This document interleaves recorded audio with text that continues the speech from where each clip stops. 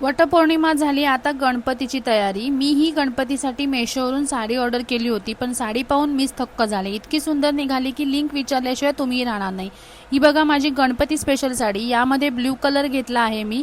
याच साडीत तुम्हाला red, pink आणि अजून काही कलर ऑप्शनही मिळतात, पण रॉयल ब्ल्यू कलर माझ्याकडे नव्हता म्हणून मी ही ऑर्डर केली।